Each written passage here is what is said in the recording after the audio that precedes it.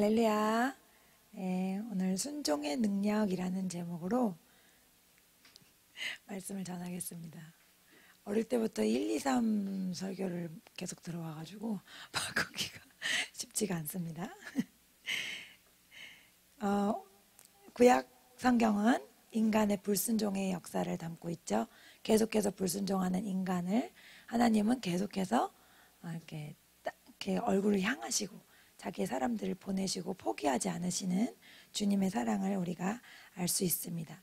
그런데 우리가 성도의 삶은 영적인 전쟁 중이라고 주님이 말씀하시는데, 이 영적 전쟁의 승패는 어디에 달렸냐면 누구의 지시를 받는가, 누구의 지시대로 움직이는가에 달려있다는 것을 주님은 우리에게 가르쳐 주십니다. 우리나라에 살고 있지만 저짝에서 지시받는 분들이 있나요, 없나요? 있잖아요. 그런 사람들을 간첩이라고 부르잖아요. 그래서 똑같이 대한민국 국민인 것 같은데 지령을 받는 곳이 다르다는 거죠. 우리는 우리나라의 법에 의해서 통제를 받고, 북한 사람들은 북한에서 온 지령을 받아서 통제를 받고, 다르잖아요. 그거랑 똑같이 우리가 영적인 존재이기 때문에 어떤 순간에는 하나님의 지령을 받아 움직여요. 그러면은 영적 전쟁에 순종을 하는 것이고 승리가 있는 거죠. 그 순간에 뭐 어떤 대단한 결과를 내서가 아니라 하나님의 말씀에 순종하고 있는 그 순간이 바로 승리의 순간입니다. 그러니까 전쟁은 승리 아니면 패배잖아요. 중간이라는 건 없거든요. 그렇기 때문에 하나님의 말씀에 의해서 내가 지배받으면 승리하는 순간이고, 하나님의 말씀을 놓치고 마귀의 음성에 순종해서 내가 그걸 따라간다, 그럼 그 순간에는 실패가 이루어지고 있는 거죠. 그래서 계속된 이 전쟁 중이다. 우리가 승리를 하거나 혹은 실패를 하거나 이 와중에 우리가 살고 있다는 것을 우리가 알 수 있습니다. 그러면 성경에서 순종이나 불순종이 영적 전쟁에 얼마나 큰 역할을 하는지 함께 알아보겠습니다. 먼저 인간이 얼마나 불순종하는 본성을 갖고 있다는 것을 우리가 알아야 됩니다. 성경은 계속해서 우리가 불순종하는 본성을 갖고 있다라고 말하죠. 하나님은 이렇게 말씀하십니다. 예레미야 22장 21절, 내가 평안할 때에 내가 내게 말하였으나 내 말이 나는 듣지 아니하리라 하였나니 내가 어려서부터 내 목소리를 청종하지 아니함이 내 습관이라. 아멘. 하나님께서 우리가 편안할 때, 좋을 때, 행복할 때, 큰 문제가 없을 때부터 하나님의 음성을 들려주셨는데도 우리는 그 마음에 이렇게 생각했다면 나는 저렇게 하고 싶지 않아. 이게 그냥 자동적인 반응이라는 거죠. 그래서 하나님 우리 보실 때 너는 어렸을 때부터 말을 안 들어. 그게 이제 우리가 자녀들을 키우면서 알게 되잖아요. 사랑만 주는데도 희한하게 내가 원하는 대로 안 되는, 그게 또 우리의 어렸을 때 모습이었고요. 그러니까 그걸 하나님이 너무나 애들 말로 뼈 때리는 얘기를 여기 해놓으셨으면 너는 어릴 때부터 말을 안 된다. 그게 우리 각자에게 얘기해 주시는 그런 본성이라는 거죠. 그래서 우리가 요새 이제 결혼도 안 하려는 사람들이 많고 출산율도 줄어들어서 문제인데, 참 그 아이를 낳을 수 있다는 것, 또 엄마가 된다는 것이 특별히 굉장히 큰 은혜인 것 같아요. 정말 태어나자마자 너무너무 사랑하지만 그 아이가 내 말을 듣지 않을 때 그 마음이 어떤 마음인지, 그 마음이 바로 하나님의 마음 아니겠어요? 우리를 너무너무 사랑하시지만 마음대로 되지 않는 우리를 보시면 하나님의 마음이 어떠실까? 그래서 노아의 방주 때 사람들을 이렇게 심판에 이르게 하실 때 보면 하나님이 기뻐서 그런 심판을 하신 게 아니잖아요.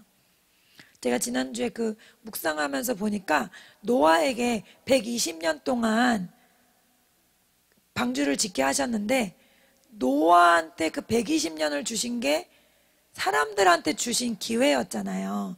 그래서 저는 거기까지만 알았는데 다시 자세히 읽어보니까 노아의 할아버지 있죠, 에녹? 네, 노아의 할아버지가 하나님께서 이 땅을 심판하시리라는 감동을 먼저 받은 거예요. 그래서 그게 유다서에 나오거든요. 그래서 그 감동을 받고 그때 이제 아들의 이름을 지었는데 아들의 이름이 무드셀라예요. 무드셀라 원어 뜻이 이 사람이 죽으면 심판이 온다 라는 의미인 거죠. 그러면 이 사람이 죽으면 심판이 온다. 그럼 뭔가 알고 지은 거 아니겠어요? 아무리 자식 이름을 그렇게 짓는 사람이 어디 있어요? 하나님이 감동을 주셨으니까 그 이 사람이 죽으면 심판이 온다라는 그 경고의 메시지를 듣고 그때부터 이 에녹이라는 분이 전심으로 하나님을 찾기 시작한 거죠. 그래서 그가 하나님과 동행하다가 산채로 들림받아서 휴거되는 성도의 모범이 된 거잖아요. 그러니까 샘플이 된 거잖아요. 그러니까 우리 인간이라는 게 가만히 있어도 하나님을 전심으로 찾으면 참 좋겠지만 어떤 문제가 있든지 어떤 어려움이 있든지 정말 어떤 초자연적인 존재를 찾아야 되는 그런 상황 가운데 하나님을 붙들게 된다는 거죠. 그래서 에녹이 그런 감동을 받고 하나님과 전심으로 함께 했을 때 그때 정말 하나님과 마음의 합한 자가 되고 하나님이 그를 데리고 가셨다는 거예요. 그래서 너무나 놀랍게도 아담은 900살 넘게 훨씬 이렇게 살았잖아요. 그러다가 수명이 조금씩 줄어들었었거든요. 노아의 방주 전에도. 그런데 갑자기 무드셀라에서 팍 수명이 다시 올라갑니다. 무드셀라만. 그건 무슨 뜻이에요? 하나님이 900년 이상 다시 또 기회를 주셨다는 거예요. 그렇게 주셨는데도 사람들은 들었다 안 들었다? 안 들었다. 거기에 너무 제가 은혜가 됐거든요. 그러니까 120년이 아닌 거죠. 거의 1000년 가까이 하나님은 시간을 주신 거죠, 사람들에게. 그럼에도 불구하고 그들을 심판하셔야 했을 때 하나님의 마음이 어떠시겠냐는 거예요. 우리도 정말 엄마니까 그런 걸 느낄 수 있잖아요. 자녀들을 말로 해서 참 들었으면 좋겠는데 어쩔 수 없이 체벌을 하게 되면 하나도 기쁘지가 않잖아요. 슬프고 왜 항상 이런 일을 해야 되는가 하고 답답하고 또 절망스럽죠. 하나님의 마음은 얼마나 더 그러셨겠어요. 그런 마음으로 하나님은 이 땅을 심판하실 수밖에 없었다. 공의의 하나님이시기 때문에. 그래서 우리가 말씀을 볼 때마다 항상 내 자신이 얼마나 그 처절한 존재인가 그것을 매일매일 깨달아야 될 줄 믿습니다. 예. 창세기 8장 21절 같이 읽습니다. 여호와께서 그 향기를 받으시고 그 중심에 이르시되 내가 다시는 사람으로 말미암아 땅을 저주하지 아니하리니 이는 사람의 마음이 계획하는 바가 어려서부터 악함이라 내가 전에 행한 것 같이 모든 생물을 다시 멸하지 아니하리니 아멘. 이건 노아가 홍수 끝나고 첫 예배를 드렸을 때 집도 짓지 않고 아무것도 없었을 때 예배부터 드렸을 때 그때 하나님이 이 말씀을 주셨거든요. 그럼 하나님이 사람의 마음에 계획하는 바가 어려서부터 악하다 이렇게 말씀하셨는데 그러면 어려서부터 악한 걸 몰라서 심판하신 건가요? 그건 아니에요. 이미 알고 계셨는데 왜 그럼 이전엔 심판을 하셨냐? 그때는 노아처럼 예배를 통해서 그 죄를 사함받게 하는 자가 없었던 거예요. 1000년 동안 하나님이 기다리신 건 뭡니까? 죄는 어쩔 수 없이 짓는 걸 하나님 알고 계세요. 그러나 그 죄를 동물에게 어떻게 하죠?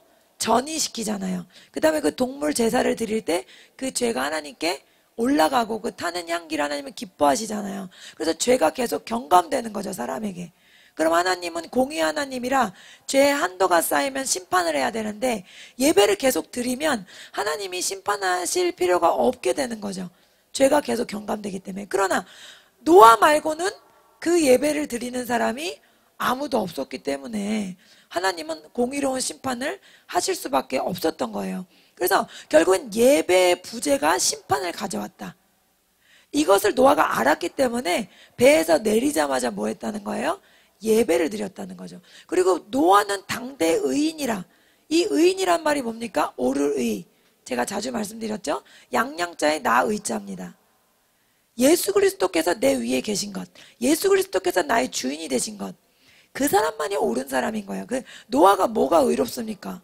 나와가지고 실컷 포도주 먹고 벌거벗고 누워있었는데 뭐가 의로워요? 의로울 거 없죠. 아브라함도 마찬가지고요. 뭐가 의롭습니까? 자기 아내를 계속 뭐 누나라고 그러고 여동생이라고 그러면서 2번이나 속여 먹었는데 뭐 어디가 믿음의 조상인지 모르겠잖아요. 그러니까 사람은 의로울 수가 없다는 거야. 아무리 믿음의 조상이니 뭐 노아의 가족 한 가족 살아나면 그 한 가족 그 사람이 포도주 먹고 누워있을 정도인데 나머지 사람은 볼 것도 없다는 거죠. 그러나 하나님은 이런 사람의 수준에서도 건져내고 싶으신 거예요.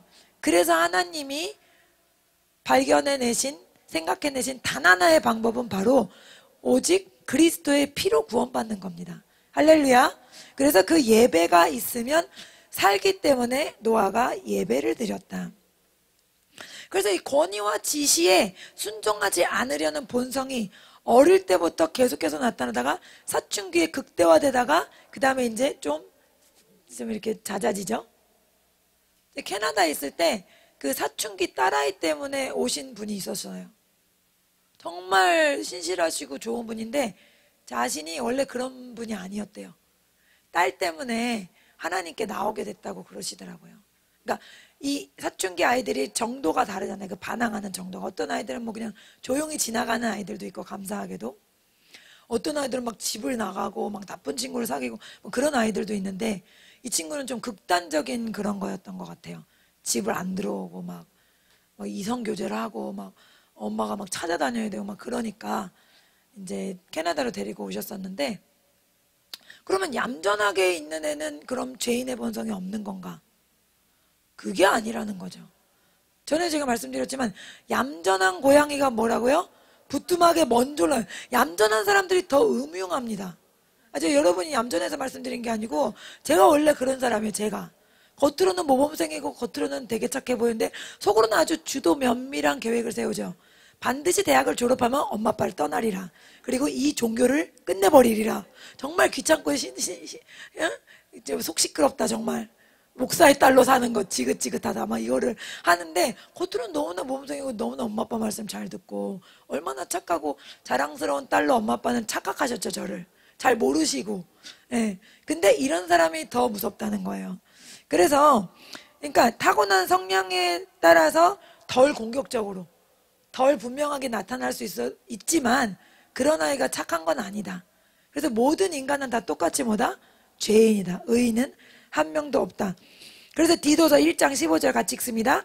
깨끗한 자들에게는 모든 것이 깨끗하나 더럽고 믿지 아니하는 자들에게는 아무것도 깨끗한 것이 없고 오직 그들의 마음과 양심이 더러우니라. 예, 그래서 믿지 않는 사람에게는 그 모든 것이 더럽다는 거예요. 그 뿌리가 썩어 있기 때문에, 뿌리가 하나님께 연결되어 있지 않기 때문에. 빌립보서 2장 8절 사람의 모양으로 나타나사 자기를 낮추시고 죽기까지 복종하셨으니 곧 십자가에 죽으심이라. 이 죄의 본성이 얼마나 강력하면 예수님이 십자가에 죽을 수밖에 없었다는 거죠. 소매치기 한 사람은 며칠만 있다가 나오면 되죠. 사람 죽인 사람은 몇 년을 살겠죠. 죄의 무게에 따라 벌의 무게도 달라지잖아요.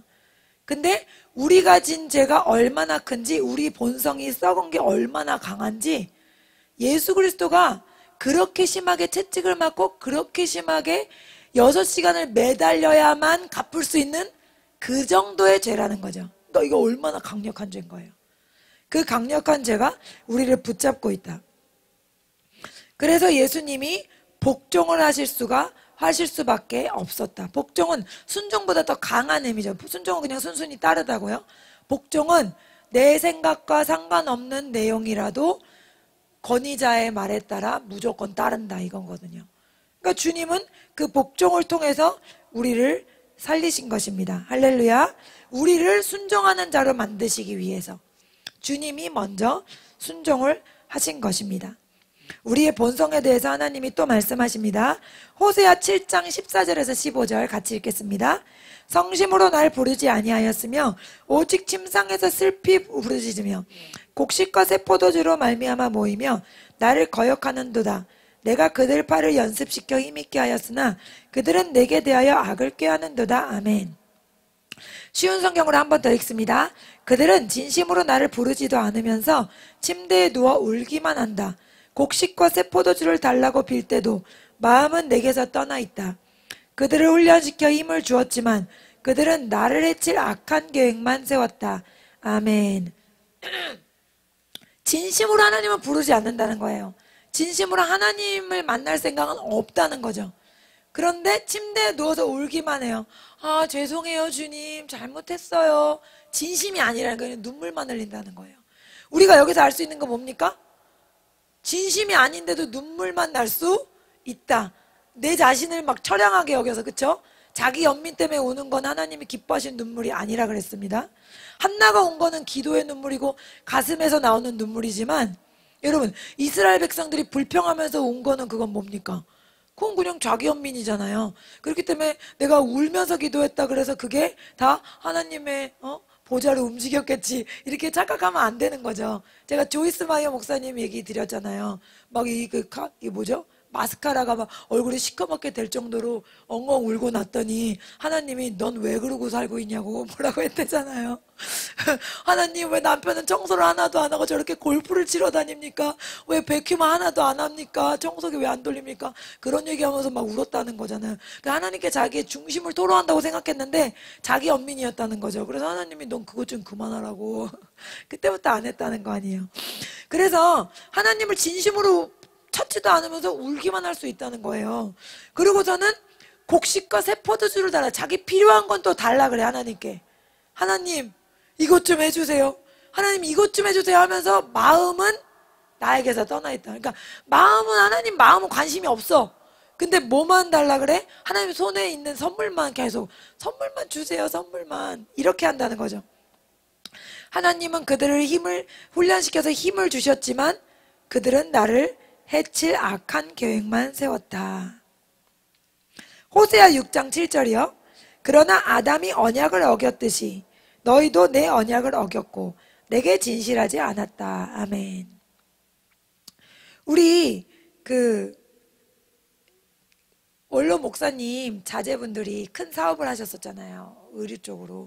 근데 그분이 하나 얘기하신 게 제가 예전에 기억이 나는 게 막 해외 촬영을 가고 막 그럴 정도로 회사가 컸다는 거죠.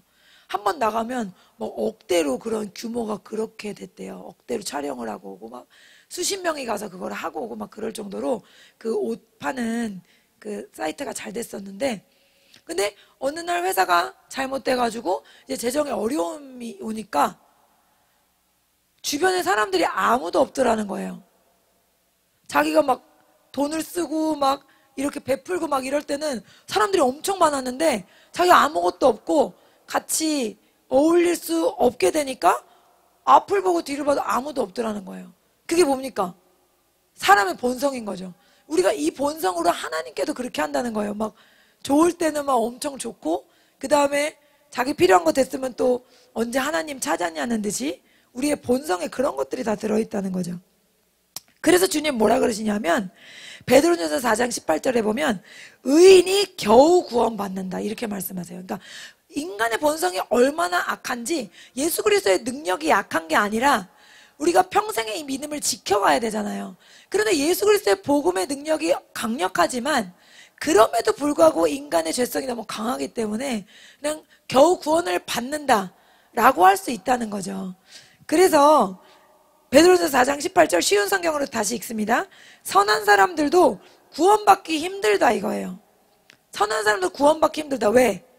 타락한 본성이 깔려져 있기 때문에 자꾸 어떻게 됩니까? 하나님의 말씀, 하나님의 지령을 따라가지 않는 어느 날은 갑자기 내가 마귀의 지령을 따라서 막 혼자 막 화내고 있고 막 삐지고 있고 막 절망하고 있고 이럴 수 있다는 거죠. 그렇기 때문에 막 엎치락 뒤치락 하면서 구원의 길을 이루는 건 아니겠습니까? 그렇기 때문에 구원받기 힘들다 이거예요. 그래서 이 본성을 바로잡을 수 있는 유일한 길, 그분은 오직 예수 그리스도시라는 것을 우리가 꼭 기억해야 할 줄 믿습니다. 두 번째로 전쟁을 승리하는 관건이 순종입니다. 예수님께서 오시기 전에는 다른 사람들을 세워서 이 순종의 모범을 보이도록 하셨어요. 모세가 성경에 많은 분량을 차지하고 있죠. 모세를 설명하는 부분에서 제일 많이 나오는 구절이 바로 이 구절입니다. 민수기 17장 11절 같이 읽겠습니다. 모세가 곧 그같이 하되 여호와께서 자기에게 명령하신 대로 하였더라. 또 출애굽기 7장 6절 모세와 아론이 여호와께서 자기들에게 명령하신 대로 행하였더라. 출애굽기 40장 16절 모세가 그같이 행하되 곧 여호와께서 자기에게 명령한 아멘. 이게 제가 몇 개만 발췌한 것인데 모세의 캐릭터는 딱 여기서 설명될 수 있는 거예요.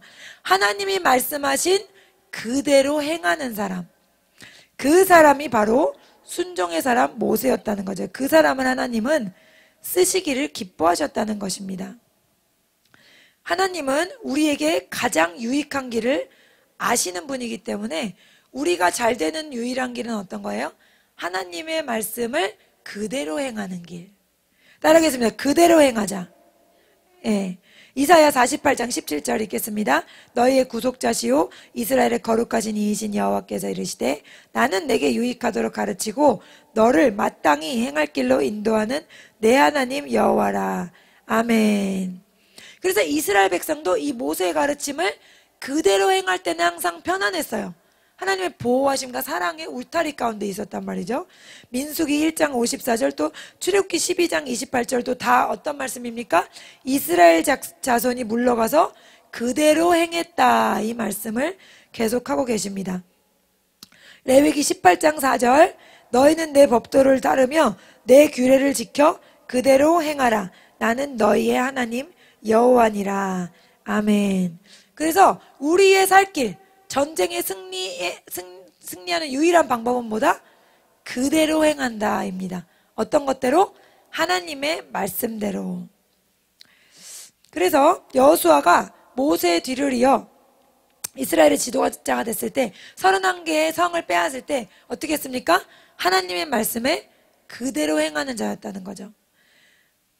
여리고성, 그 다음에 아이성, 그 다음에 아모리 족속의 5왕을 다 승리로 이끈 다음에 그 다음에 전쟁이 뭐냐면 남부연합군과 싸웠어요.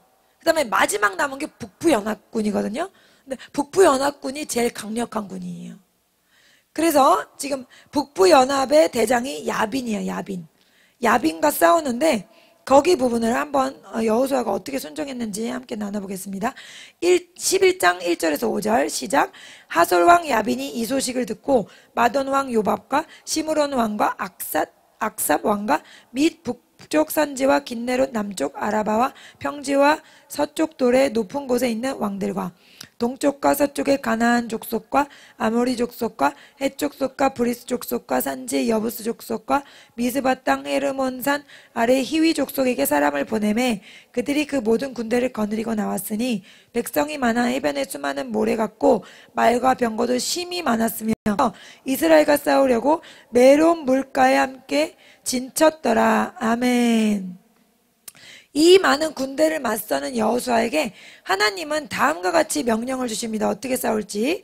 여호수아 11장 6절 여호와께서 여호수아에게 이르시되 그들로 말미암아 두려워하지 말라. 내일 이맘때 내가 그들을 이스라엘 앞에 넘겨줘 몰살시키리니 너는 그들의 말 뒷발의 힘줄을 끊고 그들의 병거를 불사르라. 아멘.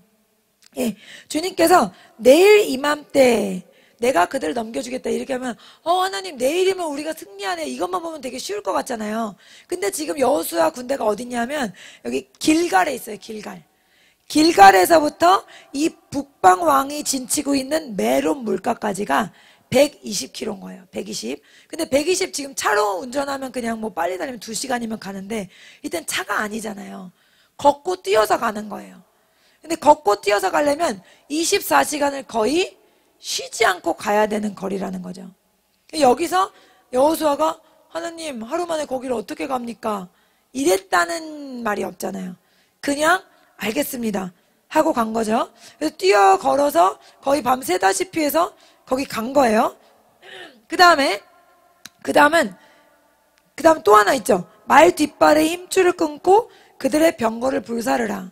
거기까지 뛰어서 갔는데 힘들어. 너무 힘든데 그 말 좀 타면 어떻고 그래요. 지금 하나님 이건 좀 하면 안 됩니까? 이렇게 말할 수 있잖아요. 근데 하나님이 시키신 대로 그냥 그대로 행한 거예요. 또 하나님이 왜 말 뒷굽을 잘라내라 그랬죠? 그거를 갖고 있으면 하나님께 대한 절대적인 의지가 사라지기 때문에 우리가 뭐라도 믿는 구석이 있으면 하나님께 전심을 의지하지 않잖아요. 그거랑 똑같이 여호수아와 그 군대들이 이 말들을 의지하게 될까 봐 하나님은 그것들을 다 그냥 없이 하시라고 하신 거죠. 그래서 이것도 그대로 다 행했어요. 그래서 우리가 하나님을 순수하게 또 절대적으로 의지하는지 하나님은 그것을 보십니다. 그래서 우리가 조금이라도 우리의 생각, 우리의 건강, 돈, 또 옆에 사람, 또 내 경험이나 실력, 그런 것들을 의지하게 될 때 하나님은 그것들을 불의하다고 생각하시고 또 그것들 때문에 우리가 하나님께 순종할 수 없게 되는 거죠. 우리가 가진 어떤 것이라도 그것이 다 하나님께로부터 왔다는 것을 우리가 항상 기억해야 될 줄 믿습니다. 김미진 간사님이 왕의 재정이라는 책을 지으셨는데 그분이 이제 교만할 때 어떤 생각을 했냐면 내가 안경사 자격증이 너무 좋은 게 있기 때문에 일본 가서 유학까지 갔다 왔기 때문에 그 하나님이 교만해서 망하게 하셨는데도 그때도 이 정도는 내가 감당할 수 있어. 금방 다시 일어날 거야. 이렇게 생각을 했더라는 거야. 그때 자기를 놀라게 한 게 자기의 재능 때문에 자기 사업이 부흥했다고 생각을 했대요. 물론 하나님이 도우셨지만 자기의 재능이 이렇게 대단하기 때문에 하나님이 도우셔도 도우신 거다 이렇게 생각을 했는데 그게 아니라 자기의 재능은 그대로 있는데도 불구하고 이게 아무리 노력해도 재기할 수가 없더라는 거예요. 무슨 수를 써도. 그때 자기가 깨닫게 된 거라는 거죠. 내 재능으로 한 게 아니었구나.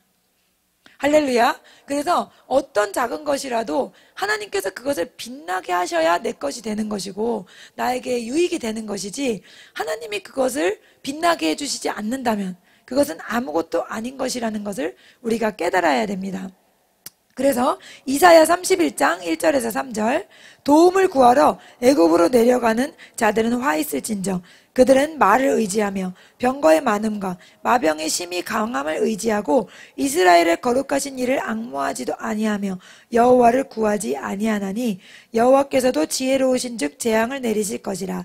그의 말씀들을 변하게 하지 아니하시고 일어나서 악행하는 자들의 집을 치시며 행악을 돕는 자들을 치시리니 애굽은 사람이요 신이 아니며 그들의 말들은 육체요 영이 아니라 여호와께서 그의 손을 펴시면 돕는 자도 넘어지며 도움을 받는 자도 엎드러져서 다 함께 멸망하리라. 아멘. 그래서 하나님께서 누가 나를 도와도 그 사람을 나를 돕게 하는 것이 하나님이다. 나에게 도움이 오게 하시는 분이 하나님이라는 것을 우리가 알아야 된다는 겁니다. 하나님을 믿는다고 하면서 다른 것들을 의지하는 마음이 우리 속에 있는지 우리가 돌아봐야 할 줄 믿습니다. 이스라엘은 메론 물가에서 북방 왕들을 습격했을 뿐 아니라 또 미스바 골짜기까지 가서 하나님이 다 싸그리 전멸시키라 그랬어요. 거기서 또 미스바 골짜기까지가 48km인 거예요. 그러니까 밤새도록 와서 싸워 이기고 그 다음에 또 48km를 또 가서 전멸시켰다는 거죠. 도대체 사람의 체력으로는 할 수가 없는 거죠. 오직 하나님께 순종했기 때문에 감당할 힘을 주신 줄 믿습니다. 그래서 우리가 하나님께 이러한 순종을 올려드릴 때 영적 전쟁에 온전한 승리를 얻을 수 있는 겁니다. 여호수아 11장 15절 말씀 같이 읽겠습니다. 여호와께서 그의 종 모세에게 명령하신 것을 모세는 여호수아에게 명령하였고 여호수아는 그대로 행하여 여호와께서 모세에게 명령하신 모든 것을 하나도 행하지 아니한 것이 없었더라. 아멘. 그래서 모세가 여호와의 말씀을 그대로 행했죠. 그리고 여호수아도 모세의 말씀을 그대로 행했어요. 그럼 여호수아의 다음은 누굽니까? 우리인 거죠. 우리도 하나님의 말씀을 그대로 행해야 될 줄 믿습니다. 결국에는 뭐 이분들이라고 자기 생각이 없겠습니까? 하나님 앞에는 자기 생각이 필요 없다는 거죠. 하나님을 가장 기뻐하는 사람이 누구예요? 아무 생각이 없는 사람. 그러니까 순종을 할 수 있는 거죠. 엘리야가 하늘로 들림 받을 때 처음에 어디 있었냐면 길갈에 있었어요. 그러다가 나를 베델로 보내신다 이러거든요. 그 다음에 또 그 다음에 어디 갔었지? 여리고로 또 갔어요. 여리고로 갔다가 그 다음에 마지막에 요단 강가로 가거든요. 그 지도로 보면은 막 여기 갔다 저기 갔다 여기 갔다 저기 갔다요. 그러면은 어차피 데려가실 거 하나님 왜 이렇게 자꾸 왔다 갔다 하게 시키세요? 이럴 수 있잖아요. 엘리야에겐 그게 없는 거죠. 어떻게 보면은 아무 생각이 없는 사람이고 아무 의견이 없는 사람인 거예요. 하나님이 쓰시는 사람들은 이런 사람인 거죠. 그래서 하나님이 저와 여러분에게도 이러한 온전한 순종을 요구하시는 줄 믿습니다. 예. 그리고 세 번째로 우리가 일부분에 순종할 때 그것을 순종으로 착각해서는 안 되겠습니다. 우리가 잘 알다시피 아간이 한 명밖에 아니잖아요. 그 많은 이스라엘 백성 중에 한 명만 뭔가를 갖고 왔다는 거죠. 그런데 그 한 명 때문에 하나님은 전투에서 지게 하시고 30몇 명을 죽게 하셨어요. 그러면 어떻게 보면 아니 하나님 그 많은 백성 중에 아간 한 명인데 너무하신 거 아닙니까? 이럴 수 있잖아요. 그런데 성경의 모든 이야기들은 우리 읽는 성도들에게 뭡니까? 미리 교훈이 되라고 하신 거잖아요.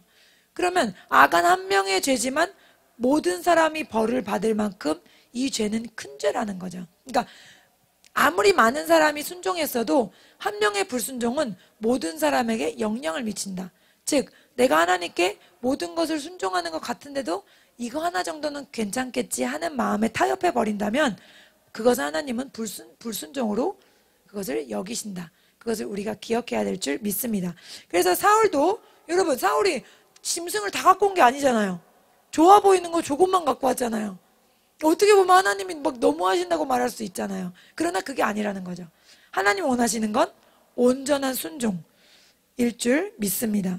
그래서 우리가 우리 안에 어떤 것들이 온전한 순종이 못 되고 있는지 그런 것들을 하나님 앞에 비춰보고 주님 앞에 나아가야 될 줄 믿습니다. 어떤 사람은 교회 직분자이지만 교회 밖에 나가면 막 이제 욕을 쓴다던가 또 뭐 밖에서는 사회생활하니까 그럴 수 있지 이렇게 생각하는 순간 그것이 어떻게 되죠? 일부 순종이 되어버린다는 거죠. 또 술 같은 것도 뭐 어떻게 사회생활하면서 마시지 않겠어 라고 하는 순간 그것도 타협하는 것이 되고 일부 순종이 되는 거죠. 그래서 이만큼은 순종하지만 요만큼 정도는 하나님이 그래도 이만큼을 봐서 나를 기뻐하시지 않을까? 그건 내 생각이라는 겁니다. 그래서 우리가 그런 것들을 하나님께 여쭈어 보고 우리가 온전한 순종을 드릴 수 있도록 나아가야 할 줄 믿습니다. 예. 이제 이스라엘 백성이 여호수아와 함께 그 가나안 땅에 들어갔는데 온전한 순종을 못한 그 한 가지 때문에 어떤 일이 일어났습니까? 사사기에 그 혼돈과 흑암의 시대가 시작된 거예요. 그게 왜 일어났냐? 바로 여호수아와 큰 승리를 얻었지만 거기에 정착한 이스라엘 백성들이 일부 불순종한 것 때문에 어떻게 됐어요? 완전한 불순종이 돼버렸다는 거죠. 사사기 1장 27절에서 30절 보면은 길기 때문에 제가 읽겠습니다. 27절에 주민들을 쫓아내지 못하매 28절에 쫓아내지 아니하였더라. 29절에 가나안 족속을 쫓아내지 못하매 30절에 주민을 쫓아내지 못하였으므로 31절에 쫓아내지 못하고 32절에 쫓아내지 못함이었더라. 33절 쫓아내지 못하고 계속 뭡니까? 쫓아내지 못했어요. 하나님이 쫓아내랬어요? 쫓아내지 말랬어요?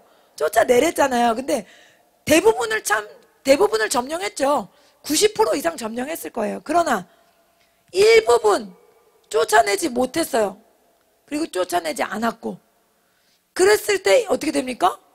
뭐 그 일부 때문에 삽시간에 온 백성이 그 사람들의 문화와 화려함을 따라가게 된 거죠. 이 문화와 화려함은 다 어디서 온 거냐면 가인의 후예로부터 온 거거든요. 여러분 창세기 4장 읽어보시면 그 하나님의 사람들은 잘 보면은 별로 이 세상에서 한 게 없어요. 에녹 하늘로 돌려갔는데 뭐 한 거 있습니까? 아무것도 없죠. 근데 보면은 가인의 후예들은 막 수금 타는 자의 뭐 조상이 되었더라. 이렇게 만드는 자의 조상이 돼. 뭐 이런 게 많아요. 그게 뭐냐면 이 고대 문명 있죠. 이런 거의 조상들이 다 누군 거예요? 가인의 후예들인 거예요. 이거 되게 잘났어. 그리고 세상에서 막 엄청나. 그리고 막 이름을 날려. 그렇잖아요. 가인도 자기 아들을 낳고 이 성을 뭐라고 줬어요? 에녹성이라고 또 성을 지었잖아요. 막 대단한 뭔가 이뤘잖아요. 그런데 이런 것들이 다 뭐다?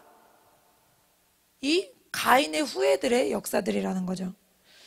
그래서 뭐 이거는 다른 얘기지만 하나님의 사람들이 어떻게 보면은 별로 하는 게 없는 것 같아. 이 세상에서는 뭐 별로 뭐 잘난 것도 없고 뭐 대단한 것도 없고 뭐 거창한 것도 없고 이름도 없어. 그러나 하나님이 그 사람을 인정하시면 되는 겁니다. 할렐루야. 하나님이 있으라고 하신 곳에 있고 하나님이 지라고 하신 십자가를 지고 있다면 그걸로 하나님이 그 사람을 그냥 산채로 데리고 올라가는 거죠.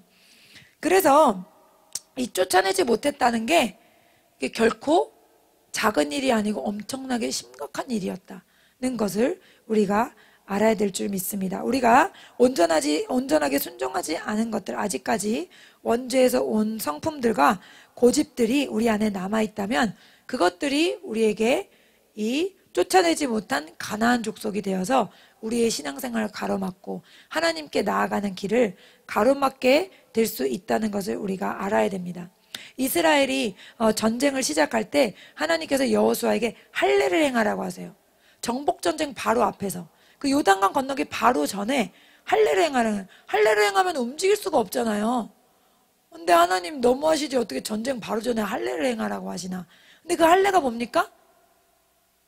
살을 실제로 찢어서 죽는 거라는 거죠. 나를 죽이라는 거예요. 내 생각을 십자가에 못 박으라는 거죠. 마음의 할례를 행하라고 하시잖아요, 하나님께서. 그렇기 때문에 우리가 이 영적 전쟁 바로 앞에서 해야 되는 가장 중요한 거는 바로 내 생각과 내 뜻을 죽게 하고 오직 아무 생각이 없는 사람처럼 하나님의 말씀에 그대로 행하더라. 그런 사람이 돼야 될 줄 믿습니다. 마지막으로 생각하는 시간을 없애야 합니다. 우리가 인간의 이성으로 학교에서 계속해서 이제 단련을 받고 훈련을 받고 교육을 받았기 때문에 너무나 그 세상 논리, 그리스 로마에서 온 그런 논리들 있잖아요. 그런 것들이 머릿속에 가득 차 있다는 거죠. 그래서 하나님의 일을 생각하면 생각할수록 그 일은 어떻다? 멀어진다는 거예요. 순종하기. 어떤 가까운 예로 저 같은 경우에 만약에 하나님이 어떤 헌금을 하라고 딱 감동을 주셨다. 근데 그걸 생각하고 있으면 어떻게 돼요? 그 헌금이 점점 줄어들게 되죠. 생각 안 하고 그냥 되면 온전한 순종을 드릴 수 있는데 생각하는 시간이 길수록 그게 안 되더라. 또 다른 말씀도 다 똑같죠. 누군가를 뭐 용서해야 된다는지 혹은 섬겨야 된다는지 그런 것도 그냥 순종하면 되는데, 그냥 하면 되는데 몸이 움직이기 전에 생각을 많이 하는 거죠. 내가 이만큼 그래도 순종했는데 이만큼 정도는 하나님이 좀 얘기해도 되게 하지 않으실까? 하고 생각하는 사이에 어떻게 돼요? 그 순종할 수 있는 타이밍을 놓쳐버리더라고요. 그래서 우리가 순종의 마지막 키는 생각하지 말고 그냥 행해라. 제가 이제 공부를 아이들 가르치니까 공부를 어떻게 하면 잘 가르칠 수 있을까, 그것들을 좀 생각을 많이 하게 되거든요. 그래서 이제 유튜브에 보면은 공부 잘하는 아이들의 특징이 뭐 이런 거를 알아봐요. 그러면 그 아이들의 특징 중에 한 가지가 뭐냐면 생각 없이 공부한대요. 놀랍지 않으세요? 생각 없이. 그걸 딱 들으니까 제가 와닿는 거예요. 공부하기 싫은 애들은 꼭 이런 말을 하거든요. 선생님, 근데 공부를 왜 해야 되나요? 이 얘기하는 것 자체가 공부를 못하는 애야. 공부를 왜 해야 되나요? 생각하는 것 자체가 공부를 안 하겠다는 거거든요. 근데 제가 이 얘기를 되게 많이 들었거든요, 애들 공부 가르칠 때. 근데 그 공부 잘하는 아이 특징에 그게 나온 게 깜짝 놀랐어요. 공부 잘하는 애들의 특징은 생각 없이 그냥 한대요. 그냥 오늘 숙제니까 그냥 해. 내일 숙제니까 그냥 해. 시험 준비니까 그냥 해. 이런 애는 공부를 잘한다는 거예요. 근데 이걸 내가 왜 해야 되지? 이렇게 생각하는 애는 어떤 애요? 공부를 안 하는 애고 공부 못하는 애라는 거죠. 그래서 우리도 똑같습니다. 하나님께 순종할 때 내가 이걸 왜 해야 되지? 이렇게 생각하는 순간 어떻게 되는 거예요? 바깥쪽으로 빠져버린다는 거죠. 그래서 하나님께 순종으로 기쁘시게 나아가려면 우리가 생각 없이 그냥 그대로 행해야 될 줄 믿습니다. 저와 여러분이 더 순종하여 온전한 순종으로 하나님을 기쁘시게 해드리며 하나님 나라를 확장시키는 거룩한 도구로 쓰임받기 원합니다. 오늘 말씀을 생각하시며 함께 주여 3번 부르시고 기도하겠습니다. 주여, 주여, 주여. 살아계신 하나님,